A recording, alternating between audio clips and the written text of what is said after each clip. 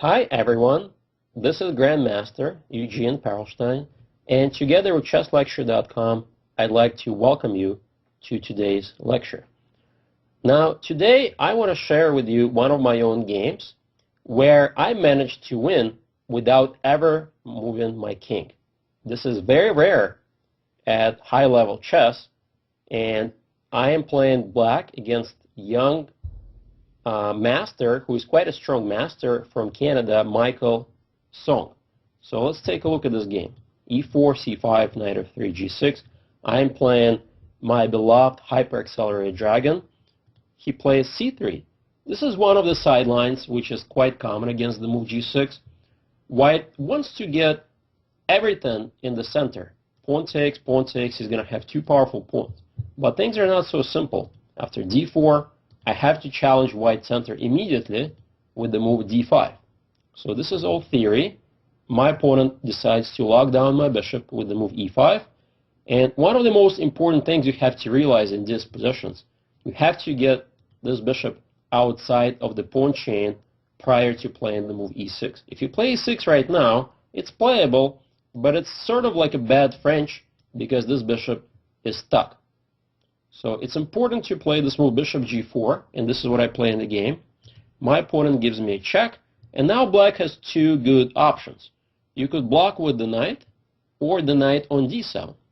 Now, the drawback by blocking the knight on C6 is that in some future lines, not right away, but many moves from now, this pawn formation may be awkward, especially if his knight gets on A4. So that means the pawn on C6 could be a target, and the C5 outpost could potentially be in white's hands. So it's more flexible, move knight D7. I am not allowing him any structural damage to my pawn structure. He plays knight C3, E6, and now this is the dream setup. The bishop is outside of the pawn chain. So let's see what happens next. My opponent decides to attack the bishop. Usually it's a good idea to simply trade off for the knight. You don't really need that bishop. And now I decide the fate of this guy. Do you take my knight or do you retreat to D3?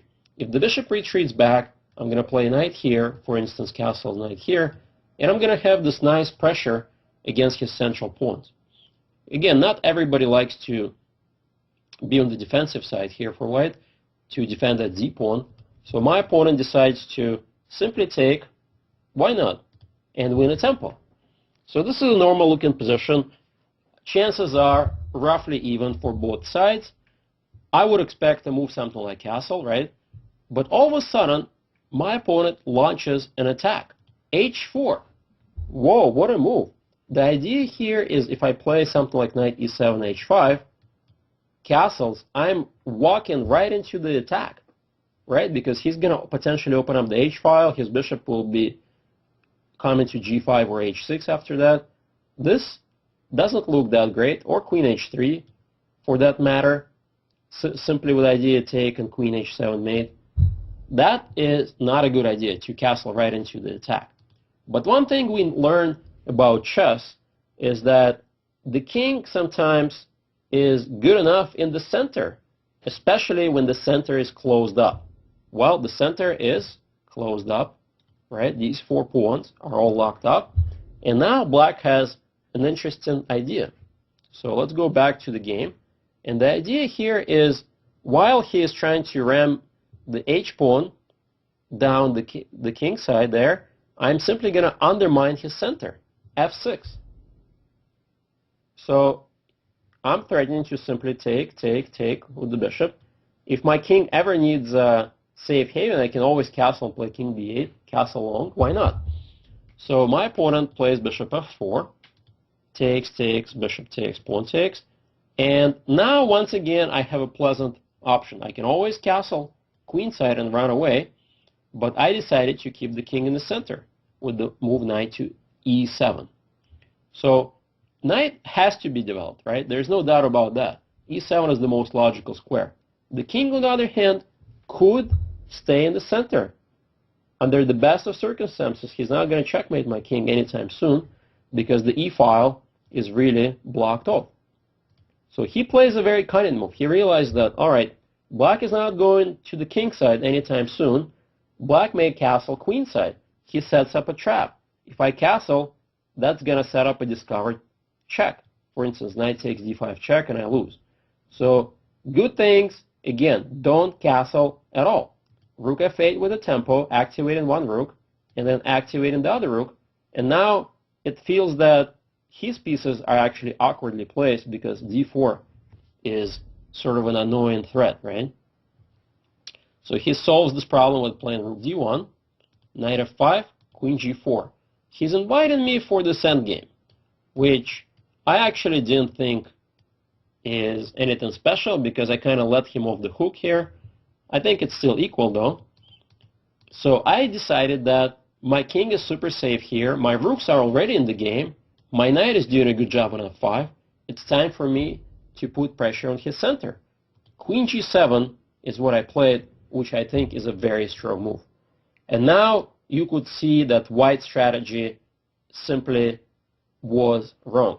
His king is not safe at all. And if he castles, this would be, oops, I meant to say castles. This would be a really bad move because now the rook comes in and I'm getting killed in the center. The whole point for my king was his e5 pawn was actually helping me. Instead, I play the move rook c4, attacking the queen, and he is in big, big trouble because the h pawn is simply lost. So that's why he couldn't castle. Instead, he plays the move f4. What is the idea besides this move?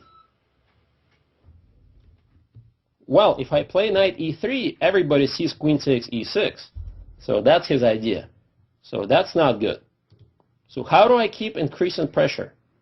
Well, my king is absolutely safe on e8. I've got to activate my rook now. Rook c4 exclam.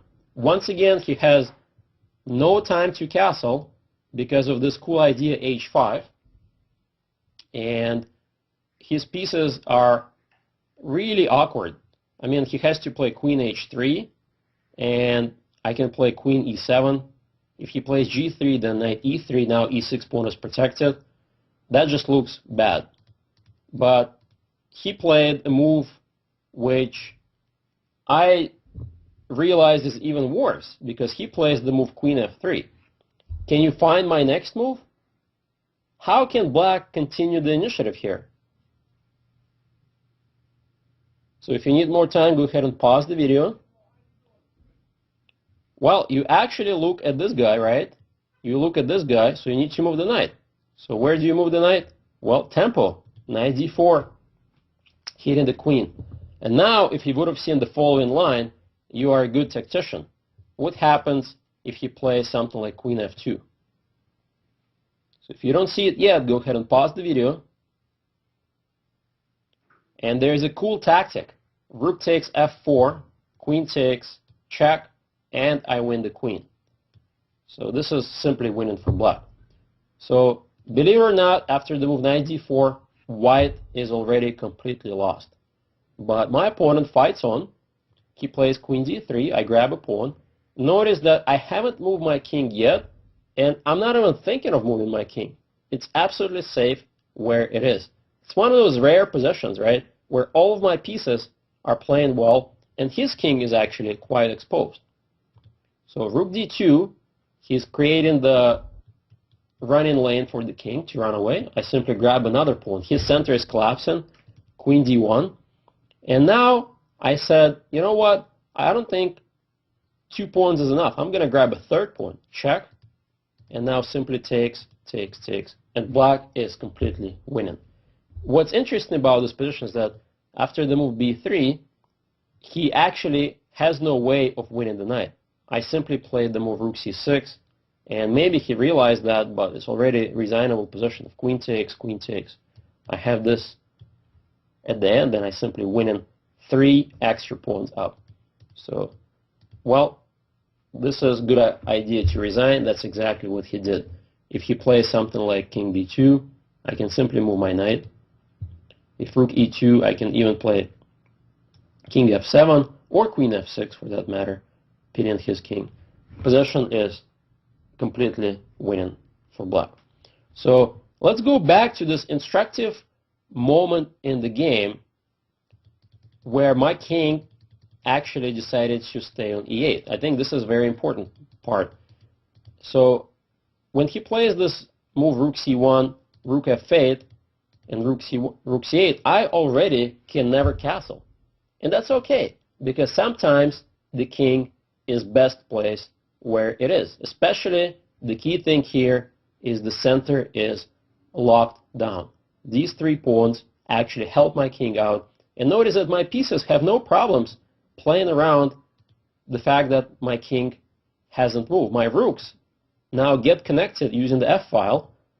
And this is really a good way for the rooks and the knight and the queen to get involved. Every single piece for black is playing well, and my king hasn't moved. So this is a cool idea. And for those of you who love to play this accelerated dragon and hyper accelerated dragon move order, I highly recommend that you study this game, and perhaps you will pay attention that sometimes it's okay to leave your king on e8, especially if white launches a kingside attack unprepared. It turns out that white's king was in more trouble, right, during the game than black's king, and this is quite remarkable. One other key important idea is that if he didn't play the move rook c1, I always had the option to castle queenside, and my king would be really happy on b8, happy and safe. So this is a nice little miniature, and I think it's instructive because it really shows you that sometimes not moving the king is absolutely fine. Thank you very much. This was Grandmaster Eugene Perelshteyn, reporting for ChessLecture.com. Goodbye.